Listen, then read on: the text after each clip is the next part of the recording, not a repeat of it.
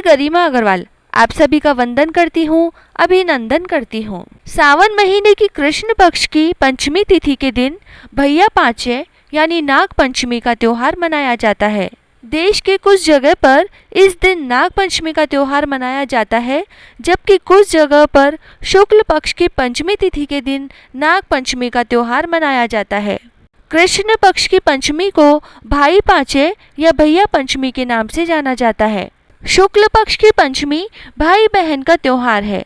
यह व्रत बहनें अपने भाई की मंगल कामना के लिए रखती है। तो आइए सुनते हैं भाई पांचे की कथा। बहुत समय पहले की बात है, एक गांव में एक साहूकार रहता था। उसके 7 पुत्र थे।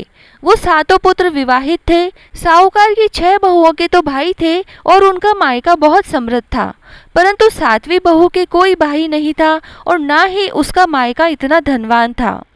एक बार श्रावण मास की भैया पंचमी आई, तब साहूकार की 6 बहुएं अपने मायके जाने की तैयारी करने लगी। जल्दी जल्दी घर के काम निपटाकर वो अपने मायके भैया पंचमी मनाने जाना चाहती थी। वो 6 बहुएं कुएं पर पानी भर रही थी, तभी किसी ने उनसे पूछा कि तुम सभी तो यहाँ पर हो, पर तुम्हारी देवरानी कहाँ है? तो उन्होंने उत्तर दिया कि आज भैया पंचमी है और हमें पीहर जाना है भैया पंचमी की पूजा के लिए, परंतु उसके कोई भाई नहीं है, इसीलिए वो अंदर चुपचाप बैठी अपने काम कर रही है। उनकी सभी बातें एक सर्प सुन रहा था। एक बार उस छोटी बहू ने उस सर्प के जीवन की रक्षा करी थी, इसीलिए वो सर्प उसका आभारी था। उन बहुओं की बातें सुनकर सर्प उन बहुओं के पीछे पीछे उनके घर पहुंच गया। घर पहुंचकर उस सर्प ने आदमी का रूप ले लिया। घर में आकर उस सर्प ने साहूकार की छोटी बहू को अपनी बहन बताया और कहा कि वह उसका दूर के रिश्ते का भाई है। उसने वहां सबका अभिवादन किया, लेकिन छोटी बहू को यकीन नहीं हुआ, इसीलिए उसने उससे कहा कि मेरा कोई भाई नहीं है, तुम कौन हो? मैं तुम्हें नहीं जानती। तब उसने उसको विश्वास दिलाया कि वो उसका भाई है और कहा कि मेरा जन्म तुम्हारे विवाह के बाद हुआ था। यह जानकर उसे बहुत खुशी हुई। वो सबसे कहने लगी कि मेरा भाई आया है, मेरा भाई आया है। उसे याद आया कि आज तो भैया पंचमी का त्योहार है, परंतु उसने कभी यह त्योहार नहीं मनाया था, इसीलिए उसे इसकी विधि पता नहीं थी। तो उसने अपनी सास से भैया पंचमी की विधि पूछी। बोली, सासू माँ मेरा भाई आया है, आज भैया पंचमी है, मैं क्या करूँ? उसकी सास ने कहा कि पहले चूल्हा लीप, फिर उस पर चावल चढ़ा। जब चावल बन जाए तो उसमें घी बूरा मिलाकर अपने भाई को खिला। उसने वैसा ही किया। खाना खाने के बाद उस भाई ने कहा कि बहन, मैं तुम्हें अपने घर ले जाने के लिए आया हूँ, सब तुमसे मिलकर बहुत खुश होंगे। बहू ने अपनी सास से पूछा तो उसकी सास ने भी उसे जाने की आज्ञा दे दी। जब इंसान के रूप में सर्प अपनी बहन को अपने साथ लेकर वहां से चला, तो उसने मार्ग में बहन को अपने बारे में बताया कि मैं एक सर्प हूँ और एक बार तुमने मेरे जीवन की रक्षा करी थी, इसीलिए अब मैं तुम्हारा धर्म का भाई हूँ। अपने बिल के पास पहुंचकर मैं अपने असली रूप में आ जाऊंगा, तब तुम बिना डरे मेरी पूंछ को पकड़ लेना और मेरी बांबी में आ जाना। उसने वैसा ही किया और बांबी में पहुंचने के बाद उस सर्प ने उसे अपने परिवार से मिलाया और अपनी पत्नी से कहा कि यह मेरी धर्म की बहन है। तब उसकी पत्नी बोली, अब यह मेरी ननद है। भतीजे बोले, यह हमारी बुआ है। सब ने मिलकर उसका स्वागत किया। साहूकार की बहू ने वहां देखा कि सांप के बच्चों की माँ अपने बच्चों को घंटी बजाकर बुलाती है दूध पीने के लिए। एक दिन उसने कहा कि मैं इन्हें दूध पिला देती हूँ। तब उसकी भाभी ने कहा कि ठीक है, परंतु ध्यान रखना कि घंटी दूध ठंडा हो तभी बजाना, उससे पहले नहीं। किंतु उसने गलती से घंटी पहले ही बजा दी। तब तक दूध गर्म ही था और सांप के बच्चों का गर्म दूध पीने से जीभ, फन, पूंछ आदि जल गए। इससे वो बहुत नाराज हुए। बोले, इसने हमें गर्म दूध पिलाया है, हम इसको सजा देंगे, हम इसको खाएंगे।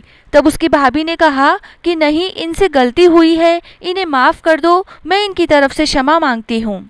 तभी सर्प की पत्नी के पुत्र हुआ तो साहूकार की बहू से पूछा कि बोलो ननद जी, आपको क्या चाहिए अपने भतीजे के जन्म की खुशी में। तभी उसने अपनी भाभी से एक नौलखा हार मांगा।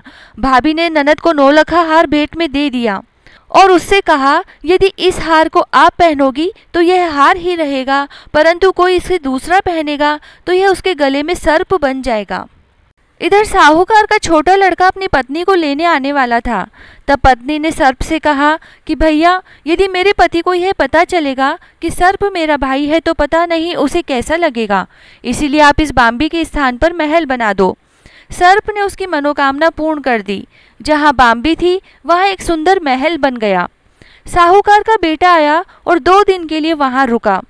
उसका वहाँ बहुत आदर सत्कार हुआ। फिर जब उस लड़के ने अपनी पत्नी को ले जाने के लिए कहा तो धर्म भाई ने उसे विदा करते हुए बहुत सारे दास दासी, हाथी घोड़े, धन दौलत देकर विदा किया। जब वो वहाँ से निकले तो मार्ग में साहूकार के बेटे को याद आया कि वो वहाँ पर अपना कुछ सामान भूल आया है। उसने अपना सामान लाने के लिए वापस जाने के लिए कहा तो साहूकार की बहू ने कहा कि ऐसा कौन सा कीमती सामान है जिसके लिए हम दोबारा लौटें, हम अभी अपने घर चलते हैं। परंतु उसका पति नहीं माना और वापस लौटकर उसी स्थान पर आ गया। परंतु अब वहाँ पर कोई महल नहीं था, वहाँ तो सांप की बाम्बी थी। यह देखकर साहूकार के बेटे को बहुत क्रोध आया और अपनी स्त्री से कहा कि तुमने मुझे भ्रम में रखा, तुमने मुझे धोखा दिया है। अब मुझे सारी बात बताओ कि क्या बात है। तब उसकी पत्नी ने उसे सारी कहानी सुना दी और कहा कि मेरे कोई भाई नहीं था, इसीलिए सारी जेठानियां मेरा अपमान करती थी। मुझ पर ईश्वर ने दया दिखाई और एक सर्प मेरा धर्म भाई बनकर आया और यह उसी की बाम्बी है। मैंने सर्प से प्रार्थना की थी कि 2 दिन के लिए उस बाम्बी के स्थान पर एक महल हो जाए जिससे किसी को इस बात का पता न चले। उसके पति को उसकी बात पर विश्वास हो गया और वो उसे लेकर अपने घर लौट आया। बहुत दिनों बाद उस साहूकार की छोटी बहू के पुत्र हुआ। साहूकार की छोटी बहू ने अपनी ननद से पूछा कि तुम्हें क्या चाहिए, तो उसकी ननद ने कहा कि आप जो अपने मायके से 9 लखा हार लाई हो, मैं तो वही लूँगी। तब छोटी बहू ने उससे कहा कि तुम उसकी जगह कुछ भी ले लो, मैं खुशी से दे दूंगी, पर उसे मत लो, यह मेरे पीहर का हार है। यदि इसे मेरे अलावा कोई दूसरा पहनेगा तो यह सर्प बन जाएगा। परंतु उसकी ननद नहीं मानी और बोली मैं तो यही हार लूँगी। तब उस बहू ने अपनी ननद को वो हार दे दिया। जैसे ही वो ननद उस हार को हाथ में लेकर देखने लगी तो वो सर्प बन गया। यह देखकर ननद बहुत डर गई। तब छोटी बहू बोली कि मैंने आपसे पहले ही कहा था कि यह मेरे पीहर का हार है।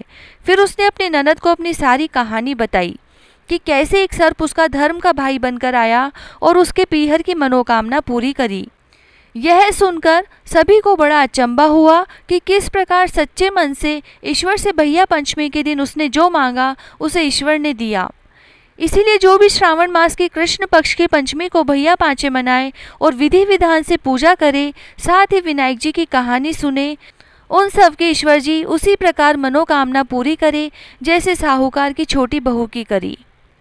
बिंदाईक जी की कहानी। एक दिन एक लड़का बिंदाईक जी से मिलने के लिए अपने घर से चल दिया और अपनी माँ से बोला कि मैं विनायक जी से मिलकर ही वापस आऊँगा। चलते चलते वो लड़का एक बियाबान जंगल में पहुँच गया।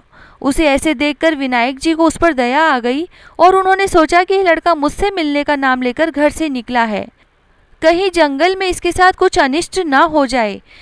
यही सोचकर बिंदाईक जी एक बूढ़े ब्राह्मण का रूप धारण कर उसके पास आए और बोले, बेटा तू कहाँ और किसके पास जा रहा है?